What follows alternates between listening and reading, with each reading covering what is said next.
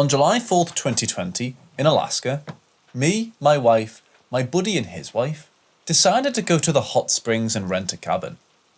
While there, we came up on the subject of paranormal, and I explained the things that had happened to me previously. We laughed about it, and I started playing around later on in the restaurant they had there, like, if you're there, flicker the lights. And weirdly enough, one did flicker hard. Ignoring it, I saw a bird feeder out the window and decided on, if you truly there, make this bird leave, thinking it would fly away eventually. Instead, it got absolutely bodied by a much larger bird. Horrified, my wife decided that was enough for me. That night, my buddy's wife had something tug her hair in her sleep and had seen something. My wife had something wake her up, but it was completely silent. After going home, our household there continued to have paranormal noises, and our 2 dogs at the time occasionally stopped and stared at the doorway with nothing there, or where they were looking, and would growl and bark viciously. Like hares standing on their backs, more than I've seen when they've actually fought each other. Also, something wouldn't let my wife sleep for 4 days straight by pushing on her legs when she was almost asleep, and making noises in the hallways. I even talked about it at a friend's place, and soon after, they experienced paranormal things too. So consequently, I've been banned from talking about these things out loud. Not really sure what to make of it, but sounds like a Ouija board is the last thing I should touch.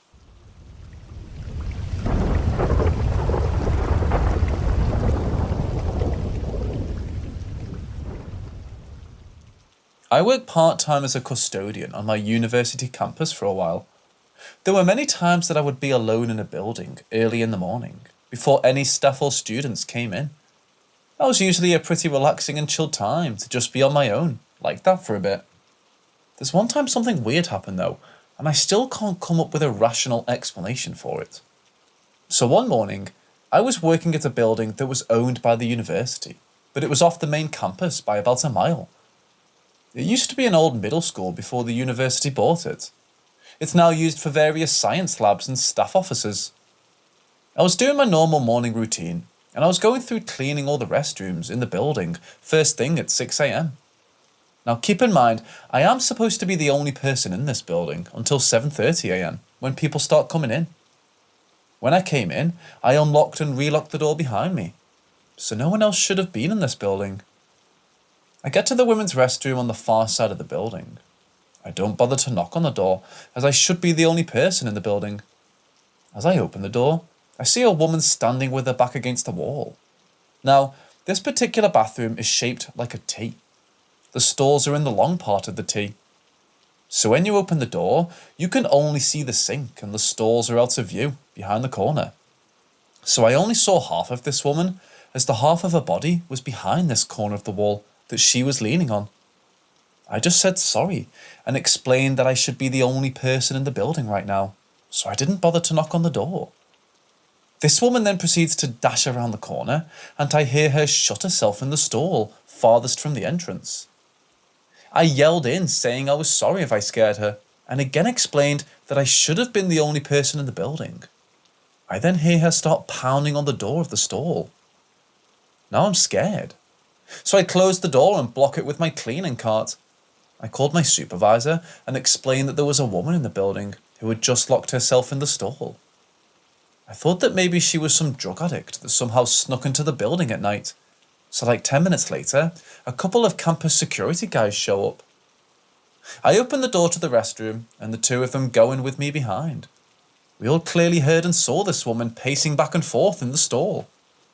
The security guys tried to talk to her for a bit to get her to come out. They got absolutely no response.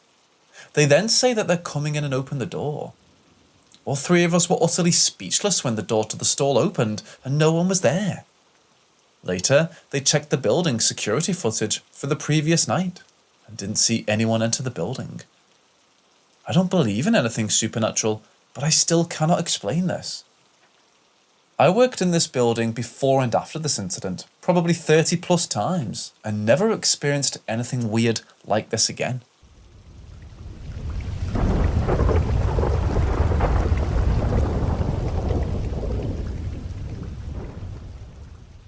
Not my experience, but my uncle's.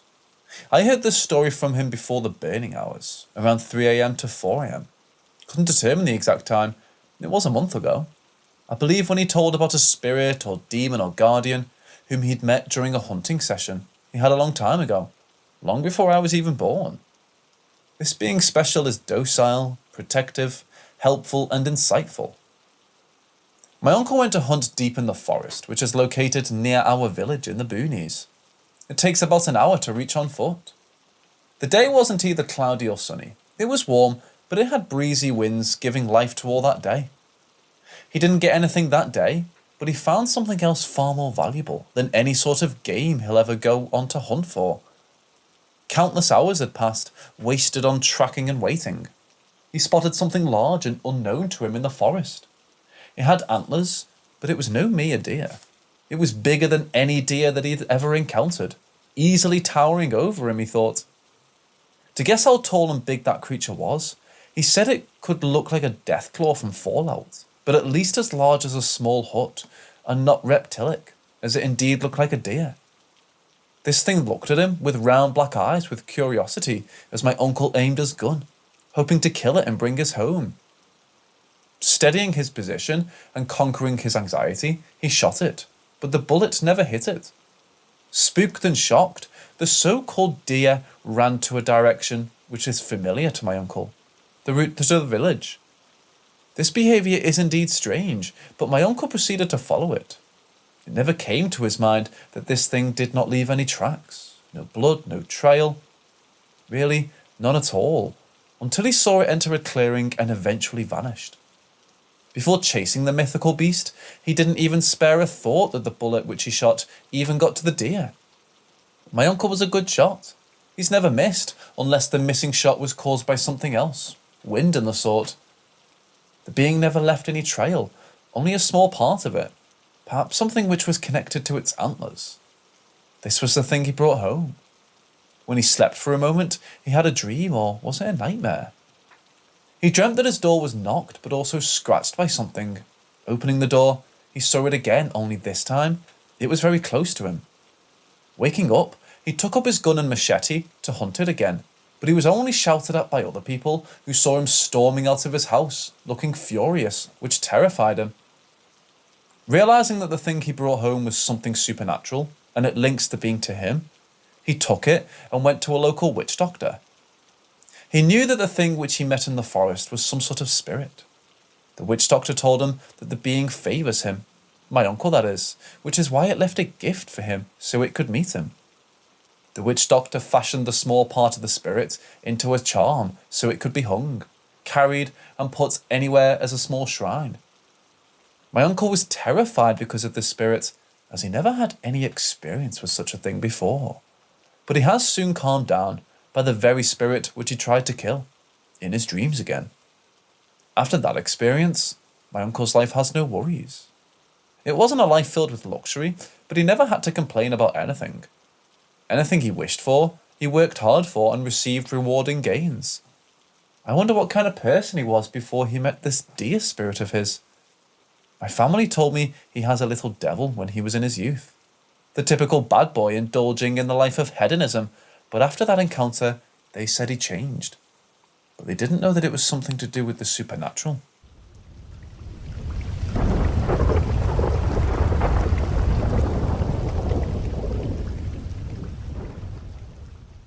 Once when I was 7 or 8, I woke up feeling thirsty, like I did often.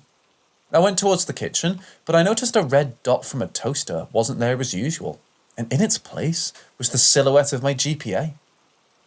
I call out to him to no response, which makes me nervous, and I slowly back up towards the bathroom containing a nightlight. Calling out to him once or twice more, walking towards as he moves forwards, I notice the silhouette of my brother behind him, and I call their names out to both of them to no response. At this point, I'm practically petrified inside, filled to the brim with fear. As a deer freezes while watching an oncoming car speeds towards it, I stand silently in the doorway of the bathroom as I watch the silhouettes of my grandpa and my brother enter my mom's room. After a brief moment, I mustered up the courage to walk into her room and wake her up, while maintaining a watchful eye for the unknown entities. As I look around upon entering her room, I see nothing but the gentle moonlight bouncing off the objects. The entity is nowhere to be seen. I wake up my mom, tell her what happened, get a drink of water from the bathroom, and promptly go to bed. While this memory is rather foggy nowadays, I know without a doubt that it's not one of those fake memories one may have when one is told a story to themselves.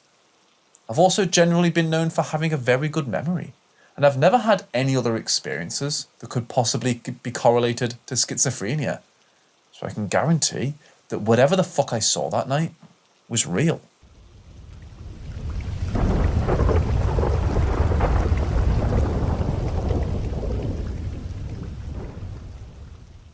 My house has been haunted for as long as I can remember, and any time I sage the house, the activity will stop. Give it 6 months and it'll start again, and as a test, about a year ago, once I noticed the activity was starting again, I grew curious and decided not to sage to see what would happen. And well, for the first 2 or 3 weeks, it was the usual. Something falling from a place it shouldn't be able to fall from, bangs on the walls, strange shadows, the feeling of being watched. But then it started picking up. The first time I noticed it picking up was when I was in a Zoom session for one of my classes for college, and I had my dog in the room with me. Now keep in mind, my brother is asleep in the other room, and besides him, I'm the only one inside the house. So my dog is asleep next to me, and then he wakes up almost instantly and he's pissed. He's standing in an attack position and he's growling at my door. So I quietly get out of my seat, grab a bat, and put a knife in my pocket. I approach the door with my dog next to me, and similar to me, he's moving slowly with his steps making no sound, and the only sound coming from him growling. I open the door slightly, and my dog sticks his head out first. He glances towards the living room and inches towards the corner to look at the kitchen. He glances at the kitchen, and he focuses his attention back to the living room. So me having the height advantage, I'm looking over my dog to see what he's looking for, and using the mirror in the back of the kitchen, I see no one is behind the countertop. So as of then, I considered the kitchen clear. So I focus my attention towards the living room, since that's where my dog is focusing. I gave him a little pat on the butt, basically telling him to move forward, and he sneaks to the back of a couch, and he's getting angrier. His hair is rising, and his growl is getting louder. And I can tell whatever it is that's pissing him off is supposed to be behind the couch. However, as stated, me obviously being taller than the dog, I see nothing behind it. So I sneak up and approach it with my knife in hand, and there was nothing, and he calms down as soon as I stand there. And after doing a sweep of the house, I determined no one or no animal was in there. So then the next day, I'm left alone in my home. So keep in mind at the time, I had long hair that went past my collarbone. And me being me, instead of doing homework, I just started playing my guitar in my room. Now the hair on my right side I had pushed back behind my ear, so none of it was near my guitar. And the left side of my hair, while it was down, it wasn't near my guitar or my hands when I was playing. So I'm playing, having a good time. And then I notice a strange feeling like I'm being watched from behind. And then I feel part of my hair lifting, almost as if it's being grabbed by someone. But then I feel as if someone were to have just yanked some strands of my hair. And when I lift my head, I just see some strands floating and wait for my mom and brother to get back home. And when they do, I'm in my brother's room, playing on the PS4. And about half an hour after they have came back, I hear my mum at the kitchen say, "Hey, what are you doing?" Keep in mind I'm in my brother's room, and my brother is in there with me. So at the time, I'm guessing she's on the phone. But then a few minutes later, I go over and tell her what happened. And after that, she tells me, "Oh shit, hey, were you sitting in the dining room a couple minutes ago?" I tell her no, that I've been in my brother's room the whole time since they came back. And she says, "Shit, well, I saw someone sitting there with long hair, and I thought it was you. And you kept ignoring my questions." And I'm like, "You sure that was me?" And she told me she couldn't get a good look because the blinds were open and the sun was causing that midday shadow thing. So whoever sat there was basically a black shadow. So I do a sweep of the house just in case, and just like before, no one. And once my dad got back from work, we all agreed we had to immediately sage it. And well, we did. and the activity stopped immediately after.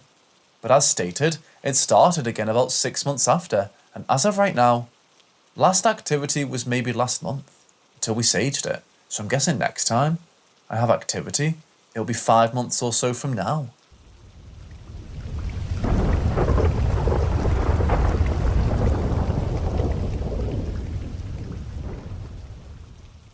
This probably isn't as scary as most here, but when I was about 8 or 9, I started seeing these almost humanoid shadows, but on all fours. I remember it starting due to some story a friend told me. As I grew up, I always chalked it up to me being a naive kid that believed the super's story. But when I moved into my current house 5 years ago, a few months after we moved in, I started to have nightmares, most of which ended with me being able to see nothing but black, and feeling a heavy weight on my chest, like someone was sitting on it. This was the most frequent nightmare out of them all, and one time after I woke up, it was about 6:30 a.m, and I opened my door to go get a glass of water, and on the stairs, I saw that same shadow creature. All I could properly make out of it was its long legs and arms, as it was still on all fours, and I could sort of make out the shape of a head, but no face. The shadow stayed there for about 4 or 5 seconds before it just seemed to evaporate. I don't really have the word to describe it. Now, I've always been a skeptical person, so I just thought it was my brain still calming from the nightmare. I kept seeing the creature on the stairs every few days, with it slowly inching closer up the stairs. Then it was hot for my 12th birthday party, and me and a couple of friends played that Charlie Charlie game. We asked the general questions until I think I asked something like, "Are you here to harm us?" Anyways, it spun on to yes, and my friend freaked out and just shut the game down. Me and Em were laying in the living room just speaking, when the door just slammed shut with a lot of force. After the initial shock, I went and checked the windows, all of which were shut. And as I went to check downstairs, the same shadow creature was there, but only for a split second. Then it was gone again. Turns out the kitchen window was open, but the draft wasn't nearly strong enough to shut the door, especially with as much force that it shut with. I'm not saying that the game had anything to do with the shadow creature, just that they appeared at the same time.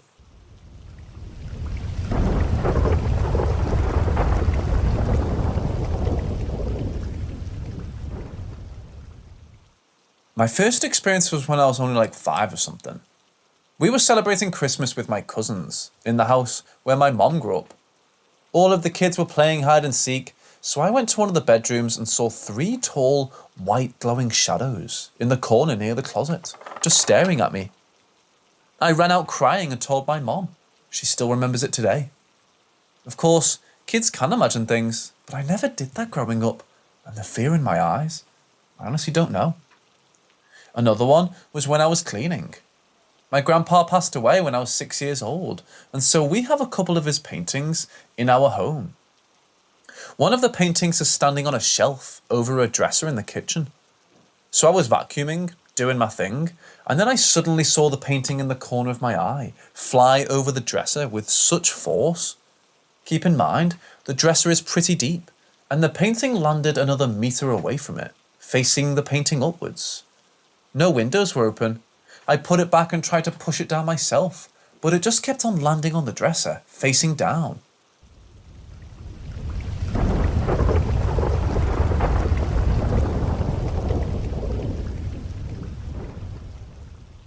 I've always been a night owl, staying up late and so on.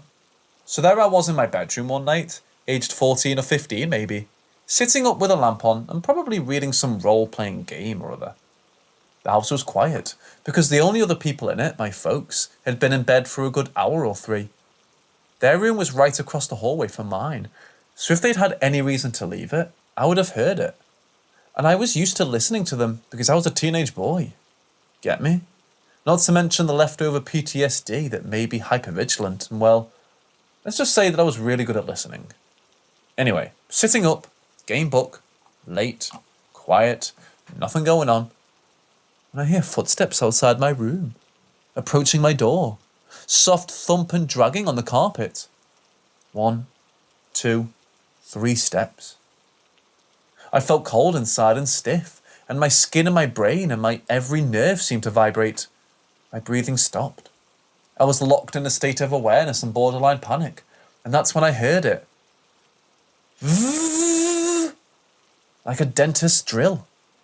Sharp, fast, high-pitched machine sound. Something spinning and, in my mind's eye, shining in the dark.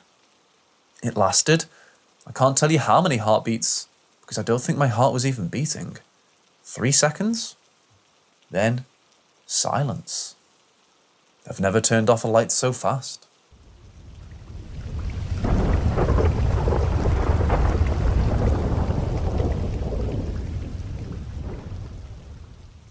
Shortly after graduating high school, a buddy of mine, his girl at the time, and myself, went to see a scary movie during the summer, as teenagers do. I'd often be a third wheel or wingman, especially for scary movies, because I grew up watching them, so my friend always asked me to go with them. Yes was the answer every time, because he'd pay for my ticket and snacks, while I got to see the latest horror movie, being the best friend ever, because I couldn't afford crap. After we leave the theatre and get back to his house for us to crash at, he says he needs to have a chat with the girl for a few minutes before she drives herself home. I said sure and went inside to wait for him, to see if he felt like staying up to play video games, keeping the lights off, waiting in the dark, because his parents were already asleep at the time. Ended up passing out at the kitchen table, waiting for him to come inside. I woke up to my shoulder being grabbed and shook a little, like when a teacher wakes you up after falling asleep in class. Turned around saying, "Oh, hey bro, sorry, only for no one to be there, and the lights still being off. Sat in the living room after that with the TV on, and one of the lamps on until he actually came in, 20 or so minutes later. Normally I don't get scared or uneasy about paranormal things, let alone really believe it, but that's the only time I would consider something happened that I can't explain. Part of me thinks the movie got to me a little as an explained away answer, yet it's the first thing that ever comes to mind when asked about this subject."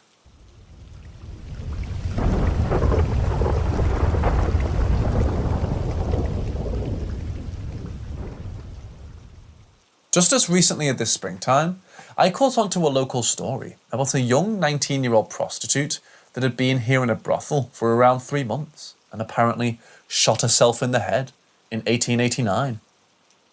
I thought the story seemed sad, so I started investigating.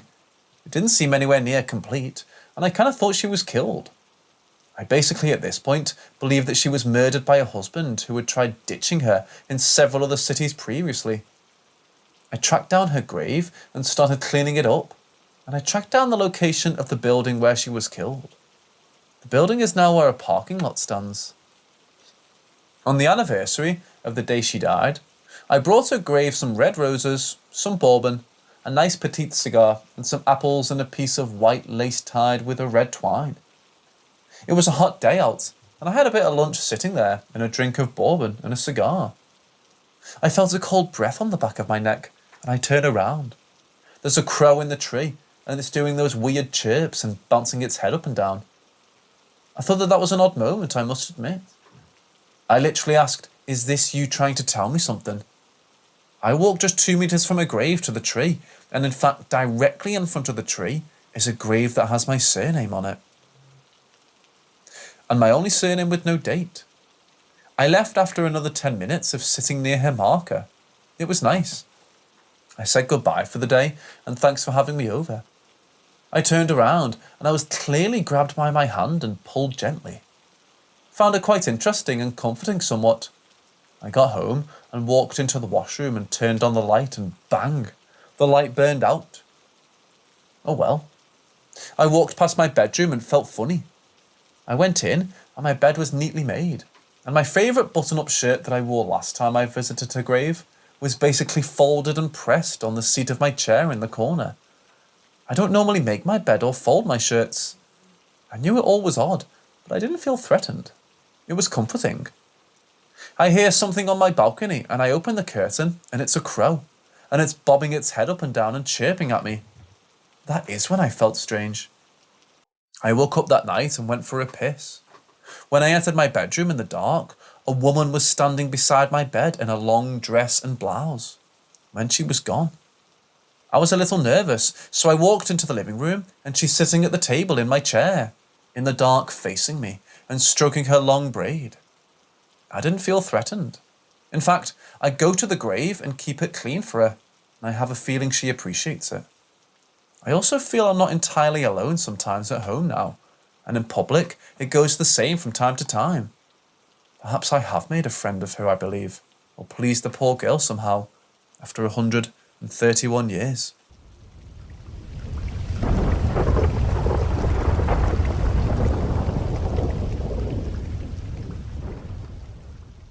My husband and I stayed at a super old hotel in Santa Fe, New Mexico.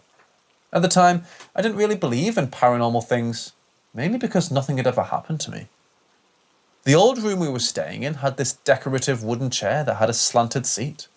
I took note of the slant because I wound up putting my computer back on this chair and felt comfortable doing so.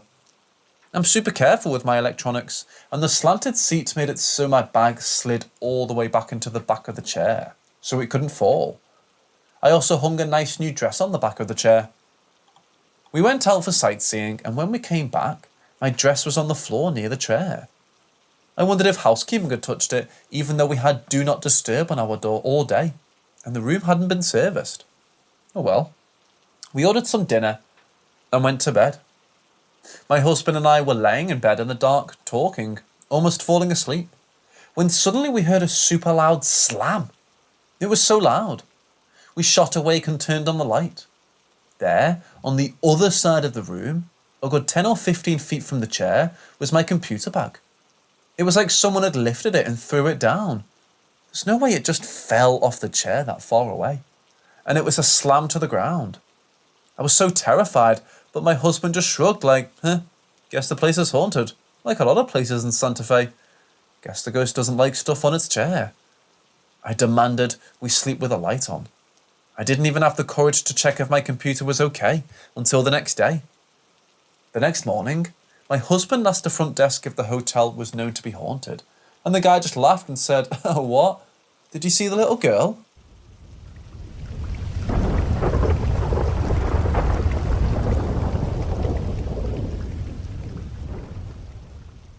So I woke up this morning with my phone nowhere to be found. I thought maybe I must have pushed it down while sleeping, so I reached my hand down under my bed to reach it. It's just not there. I look under, still not there. I get up to look for it, and surprisingly, I'm more worried about my alarm not going off than anything else. It's right next to my pillow on the opposite side of where my charger was. Well, you probably put it there before you went to sleep and forgot. Yeah, the problem with that is when I looked at my phone's percentage, it was much higher than what it was when I fell asleep. So I know for a fact that it was charging. And the way it was placed too, so neatly. I just pushed it aside and texted my friend about it. And I shit you not, as I'm texting my friend, my LED lights turn on by themselves. My remote is on the desk, flat. A bright blue. I get up to turn it off with the remote, but it won't budge. It just slowly fades and turns off. Weird shit, but I'm not scared. If anything, I'm curious.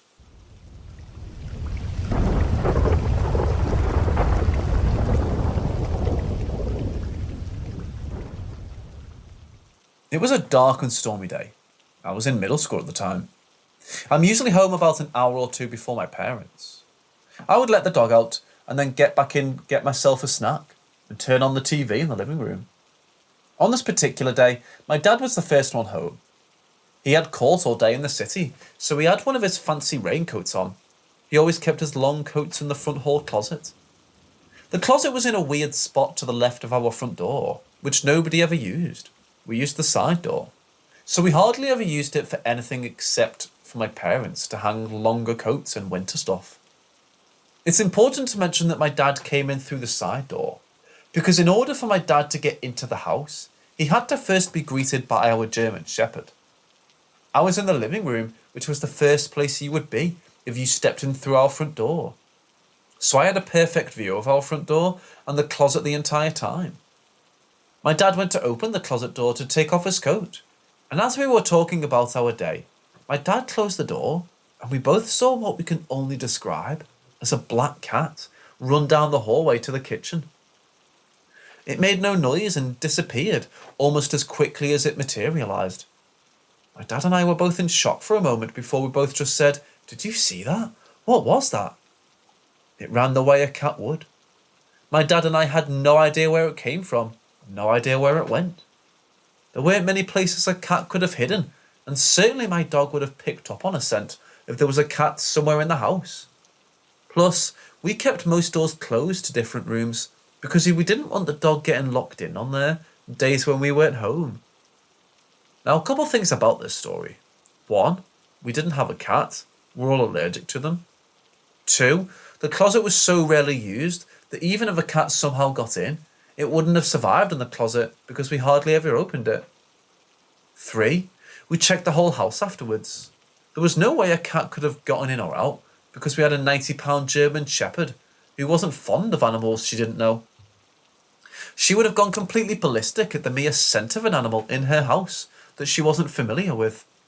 Particularly not a cat, though she never harmed one. She would always bark at any cats that occasionally roamed the neighbourhood.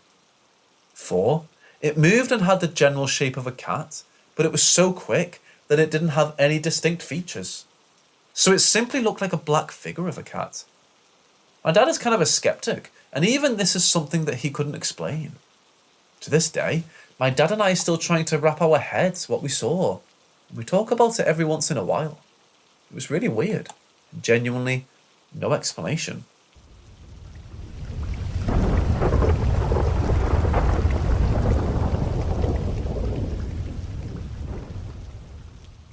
So I stayed at Kilkenny House O'Gorman's in Kilkenny Island for the last 9 days. Great place, very close to everything, great room and owner. This place is haunted. So last Sunday morning at 3:30 a.m, I got up to pee as I do. And going back to sleep, I hear someone out in the common hallway. No footsteps, just things moving around. Tap got turned on and off.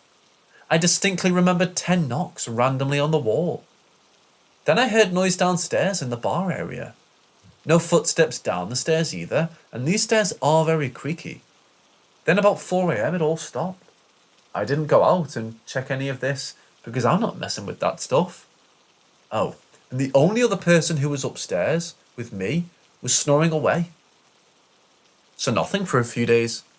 Then yesterday at 3:30 a.m, I got up to pee and tried to go back to sleep. I heard a door when the hallway unlock and open. The only other person upstairs was snoring away again. I once again hear things being moved around. No footsteps. I then hear an older woman calling out, "Hello? Hello?" And then noises downstairs in the bar. And the door down the hall opened again and closed. Once again, I did not go and check this out because the ghost, or whatever it was, kept to itself. And I figured I'm a visitor, so it leaves me be, then I leave it be. Now, Kilkenny is considered one of the most haunted places out there. Lovely city. Actually, I was going to move out here. I dare any skeptic or agnostic to spend a week in this hotel and explain to me what the hell happened, because I was honestly not expecting this. Just happy whatever it was left me be.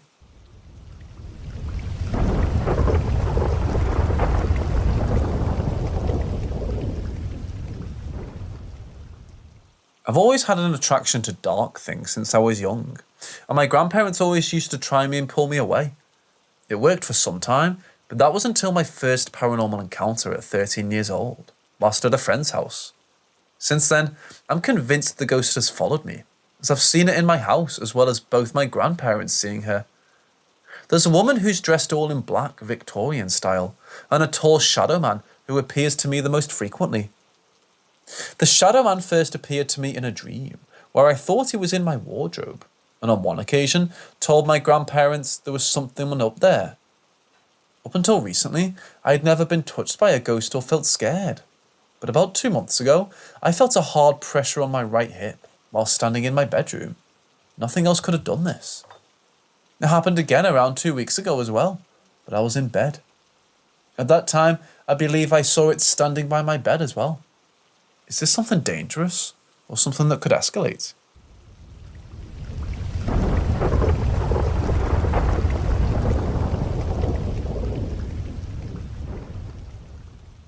I was haunted by ghosts I accidentally summoned through a Ouija board with a friend. We were in his room and I said as a joke, "It's boring, let's summon ghosts." I believe in ghosts before, but I didn't think when I write the Ouija stuff on a paper and use a bottle cap to do a couple circles and ask if someone is here, that it would work. So after that, nothing crazy happened. A couple of weeks later, I was alone at home. It was about 12 a.m. when I saw that someone tried to open my door from the outside, which was locked. It was very, very, very slow, like someone tried to come in very quietly. I was really confused. "Mom?" Then the door handle went as slowly up as it went down. When I opened the door and searched the apartment, nothing was there. A couple days later, I heard 3 bangs on the same door when I was using the vacuum. Nobody there.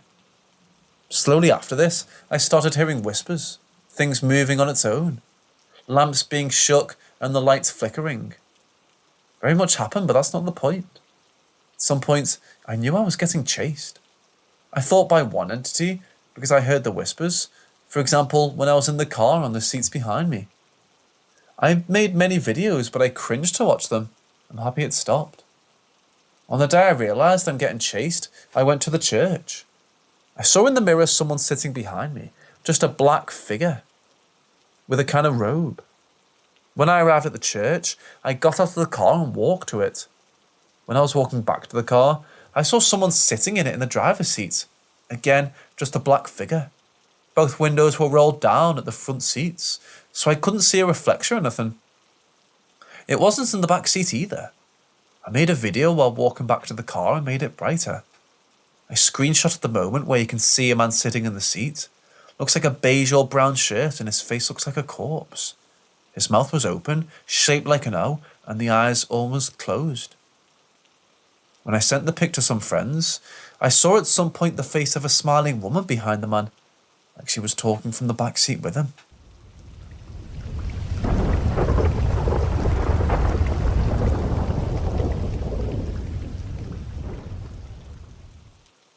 My story takes place when I was maybe 8 or 9. I was still a believer in Santa at the time. Therefore, my dad would make me sleep in his room so I'd not be getting up and peeping around at the gifts or trying to catch Santa in the act. As most children, I couldn't sleep from all the excitement in the air of Christmas Eve. I heard the classic call of Santa saying the name of all the reindeer and then wishing a Merry Christmas. Obviously, I jumped up from my pile of blankets and looked out the window. I didn't see Santa, but I did see these glowing golden lights, almost like twinkling electricity, and then the sound of wind. I looked, and my dad was still in bed asleep, and we were the only ones there, so I don't know who else it could have been. I don't remember anything else of that night. I obviously fell asleep afterwards, but I do remember telling the rest of my family on Christmas morning, and then the neighbourhood kids. At age 13, obviously when I knew the truth about Santa, I had a strange experience where I was still up at midnight, and I heard my door open. I quickly pulled the blankets over my head and pretended to be asleep, and then I felt a tug at the blanket, but I kept my eyes closed the whole time. I'd not heard any footsteps, but I felt like it was Santa, and I wasn't supposed to be seeing this. I didn't see anything, just the feeling.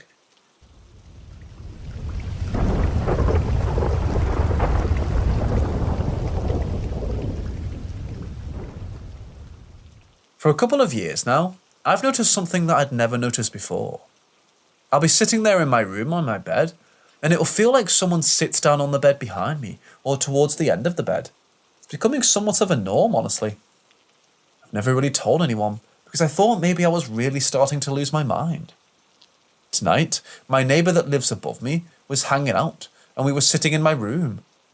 Randomly, she starts telling me how there are times she'll be sitting on her bed, and it feels like someone sits down on the bed with her.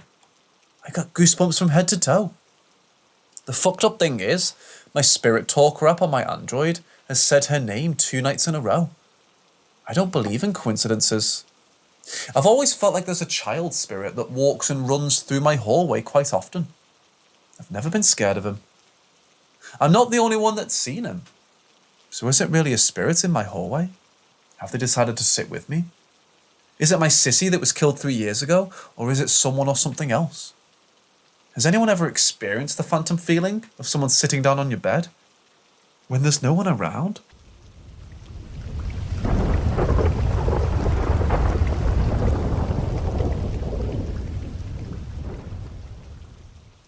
First, you should know that I do not believe in things easily. My first answer to anything is to go to science and logic. But this situation has been very hard for me to explain. When I was 14, more or less, I lived on some land far away from town with my parents. They had bought this land with some of their friends, so we could all have a piece to live on. This is the mountains, and the woods here are not as huge and thick as the typical woods of the movies. Various thorny bushes and isolated trees were more of the thing.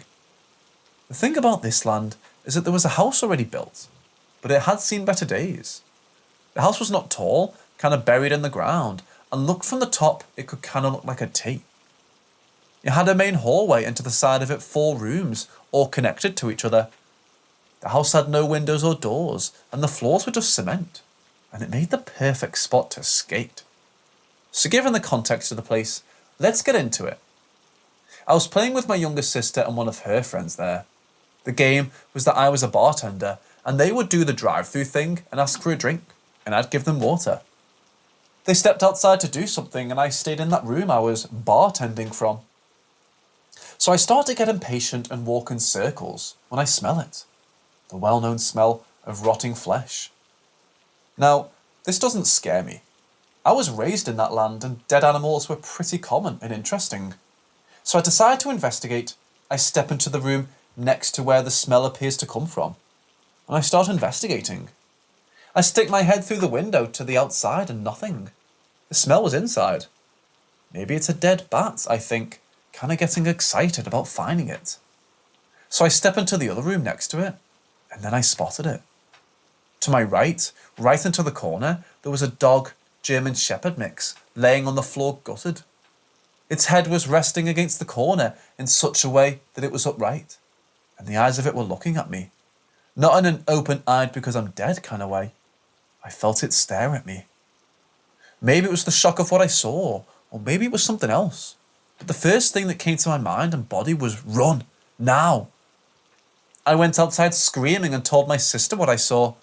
She must have heard the fear in my voice, because we ran as fast as we could to see my dad, in our house about 3 minutes away. I told him about it, and he didn't believe me. It was after I said I was concerned for our dogs, he decided to go investigate. 10 minutes passed, and we're back at the house.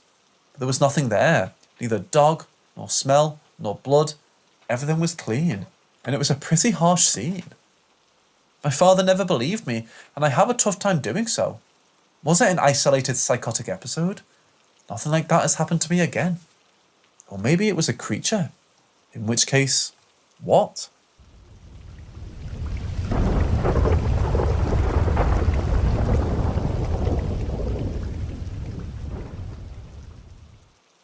When I was 10, I was a really creative child. I've had a lot of imaginary friends in my childhood, but this one was just different. I don't know where he came from. I don't know how he appeared in my life. But one day, I just started talking to him. He had black hair and really shiny blue eyes. We were really good friends, and his name was Theodore, even though I'd always called him Teddy. I remember that I was convinced that he lived inside my teddy bear, and I slept with the teddy bear all night, because I'd always say that Teddy had nightmares while sleeping, and wanted me to be with him. I knew everything about him, and what scares me the most, I was totally aware about the fact that he was a ghost. He always told me the story of his life, but I think that at the start, he lied to me a lot. First thing he told me that he had cancer, and didn't talk about his family or anything else a lot. But there was a point where, for whatever reason, he fully opened to me and talked about everything. He explained to me that his father was a really bad person, and when he was 4, he killed his mother. The name of his mother was Alessandra Mary, and he loved her a lot. But when she died, it was like his life went really crazy. His father didn't treat him well, and he'd always hit and insult him. Also, he had a little sister named Casey who was really innocent and didn't realise anything had happened. Finally, he told me the truth. He didn't die of cancer. He committed suicide when he was only 11. And what happened at the end with him? Just one day, he disappeared. I stopped talking to him and seeing him. I'd never see him again, and I don't think I ever will. But at this point, I'm just confused. How did I create such a sad and crazy story when I was only 10? And the worst, I talked to a friend about this, She told me that she also remembers seeing a kid really similar to Theodore when she was a little kid. If any of you guys can explain to me something, or if you've ever seen something similar to this, I'd appreciate it if you tell me.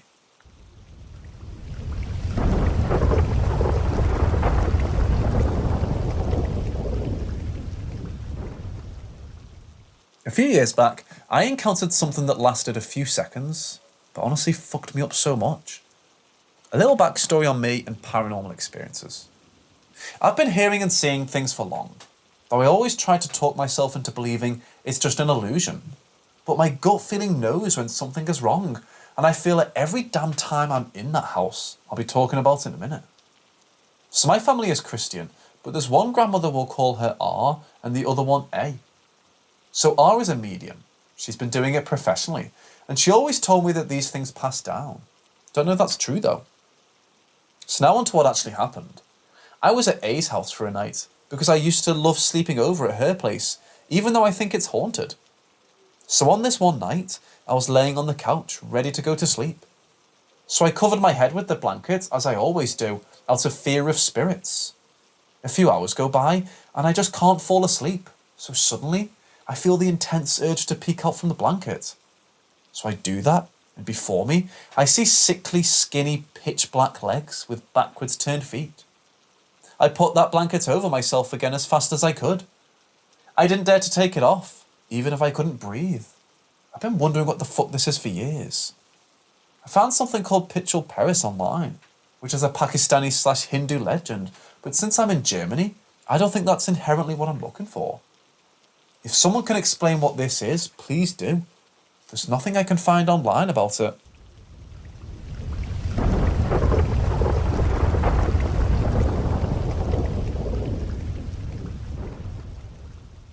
I'm not entirely too sure what to classify this as, but paranormal supernatural oddity maybe? It seemed like a recurring dream, but I was aware of everything going on. It starts seeing myself sleep, then hearing tapping coming from my front door. I, being one of those kind of white folks, go and investigate, peering through a peephole. I just see a fidgeting figure. At the time, I couldn't tell if it was human or not. I hear screaming and open my door. Once the door is open, I see my apartment halfway, but slightly off, darker and a bit askew. Then at the ensemble of the hallway, I see the figure again. This time, it's bent in half, bending backwards like it's doing the limbo. I can now see it's humanoid and looks masculine. I walk closer to it, it fidgets and then kinda runs away, all the while gesturing for me to follow. The next night, same thing, tapping, scream, then there I am where I left off at the end of the hall. The figure appears to be outside now, talking to what appears to be a cat.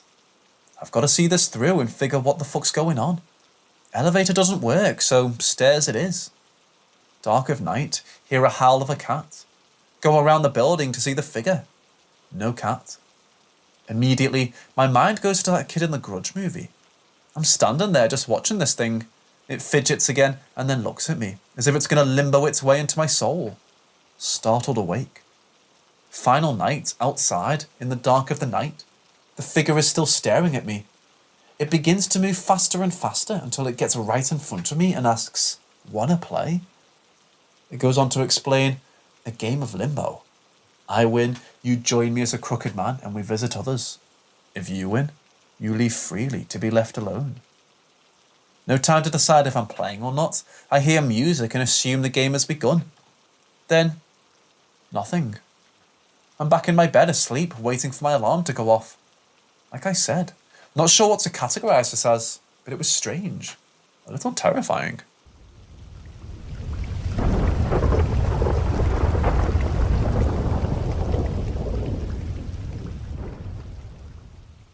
Today I was unloading the dishwasher, the silverware to be exact, into the drawer directly to the right of the dishwasher. I dropped a fork, or what I remembered to be a fork, and I heard it bounce on the tile floor to my right. I know this for a fact because someone was watching a movie probably 15 feet away, facing away from me in the living room, and I didn't want to disturb them. I didn't immediately pick up the fork because I had more in my hand to put away, and I thought it had fallen out of sight under the silverware drawer. I didn't see it anywhere at a quick glance, and the tile ended about 2 feet to my right, so it had to have been under the drawer. Before I got a chance to pick it up, my grandpa came into the room from my left, opposite direction from where I dropped the fork. He asked me what I did with the fork.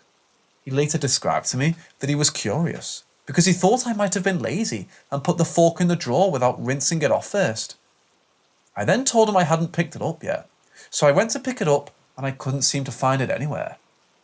I checked in each upper drawer, lower cupboard, in the empty dishwasher, sink, living room near the kitchen, under anything at all nearby, and I still couldn't find it.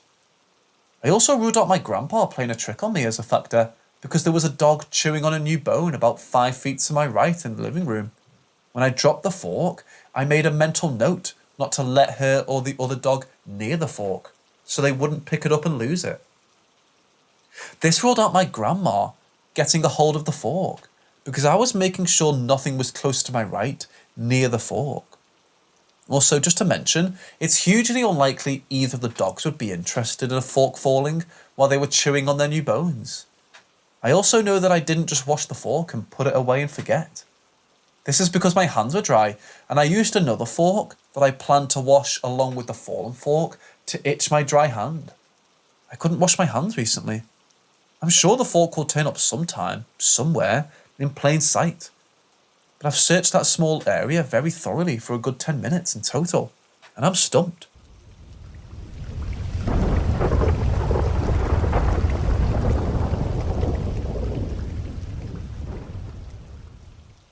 Me and my friend Cass decided to go on a drive about an hour ago, because there was a spot I'd been looking at to go at night, because it was secluded, and a good spot to smoke in general.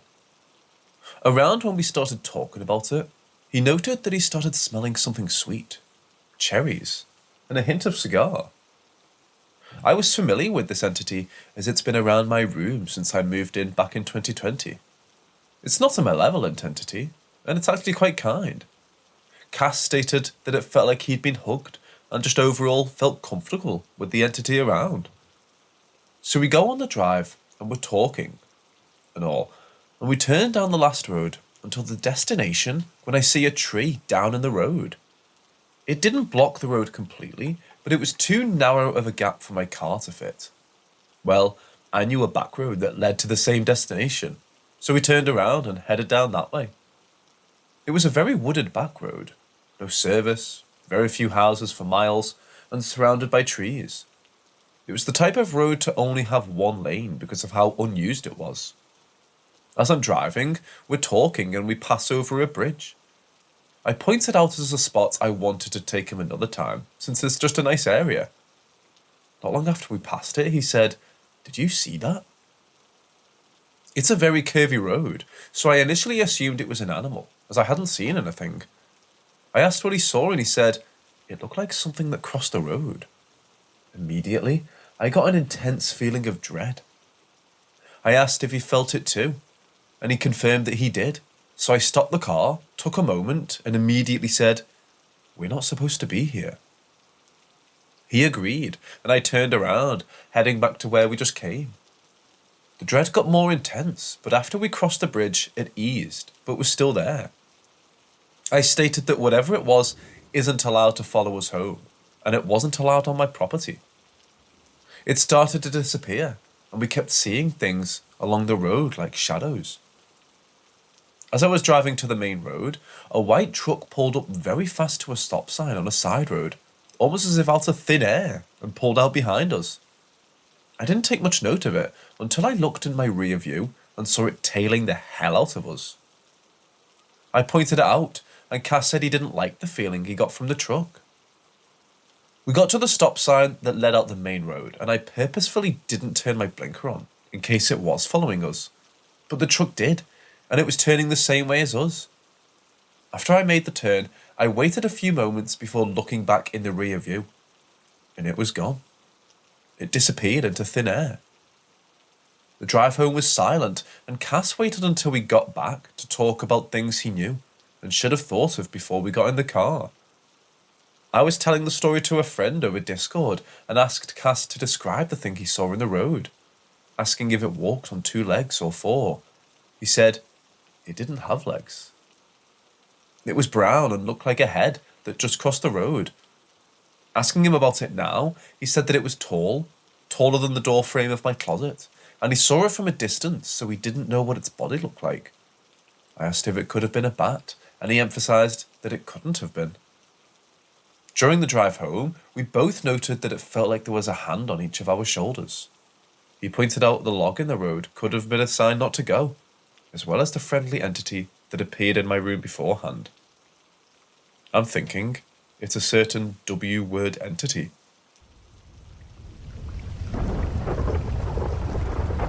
You are listening to the content of Paranormal.com. I wanted to see if anyone else has ever had a strange experience with closed captions on TV. I'm not really sure this is paranormal, but it gives me the creeps then, when it happened, and I still think about it every now and then. When I was about 15 years old, around 1998, I was up late night by myself. Back then, I had recently discovered closed captions on TVs, so I always had it turned on, just for the heck of it, even though the volume was turned right up. It was probably around 1 or 2 o'clock in the morning, and I was watching some kind of spooky-ish true information show on TLC, or Discovery Channel. I can't remember which or what it was specifically about. But I think it was one of those shows that tell about the history of the pyramids and UFOs and all that. So, the TV show went to commercial as usual, and I was still reading the CC and listening to what was on. When all of a sudden, during commercial break, the TV screen just goes black. The TV was still on and working, but it's like the channel had some technical difficulty or something. So I'm just sitting there for several seconds, waiting for something to come back on the screen.